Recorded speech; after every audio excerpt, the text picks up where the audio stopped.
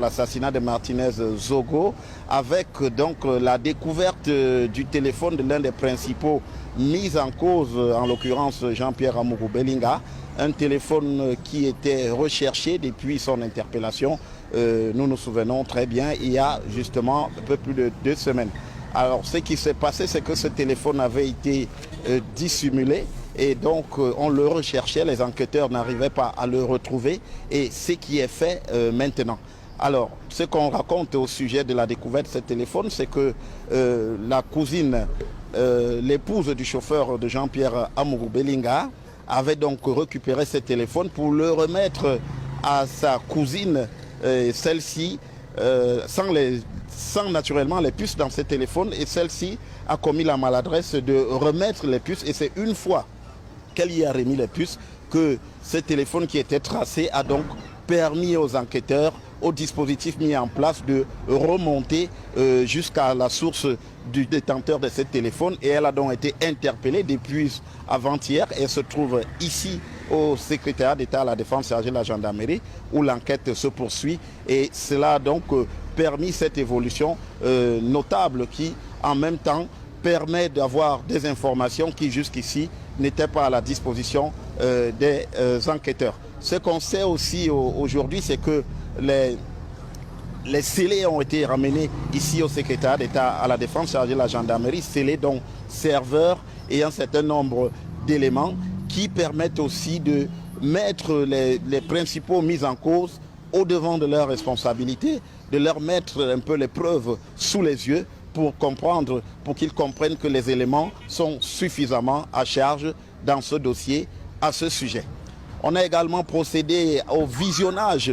grâce aux vidéos mises à la disposition par la police après avoir réglé un certain nombre de tensions qui existaient entre la police et la gendarmerie autour de cette enquête. On a donc procédé aussi au visionnage de la filature de Martinez Zogo ainsi qu'à tout ce qui a conduit à son assassinat, à son exécution ce 17 janvier 2023. Ce qui permet donc, à l'heure où je vous parle, de continuer à examiner tous ces aspects. Derrière moi, au groupement territorial de la gendarmerie, où les intéressés se trouvent en ce moment avec leurs avocats,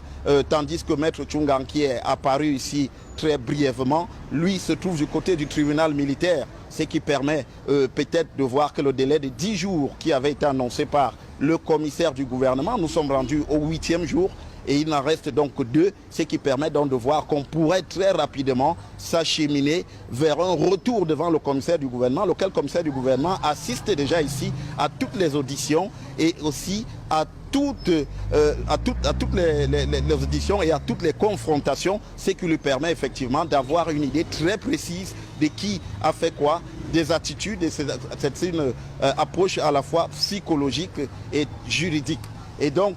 les uns et les autres pourraient retourner aussi très rapidement devant le commissaire du gouvernement cette semaine-ci même. Enfin, une information concernant la sécurité de la compagne de Martinez Zogo, nous l'annoncions hier. Diane Zogo a effectivement bénéficié hier de 4 gendarmes. On lui a affecté 4 gendarmes qui assurent donc sa sécurité au quotidien, ce qui lui permet de retrouver effectivement une certaine sérénité, elle et ses enfants, véritablement en difficulté depuis l'assassinat de leur père. Depuis le secrétariat d'État à la Défense chargé de la gendarmerie pour Equinox Télévision, Joël Essengue, Rodrigue Ngassi, Guy Zogo. Merci Rodrigue Ngassi, Joël Essengue et Jean-Guy Zogo pour ces informations relatives à l'assassinat de Martinez Zogo.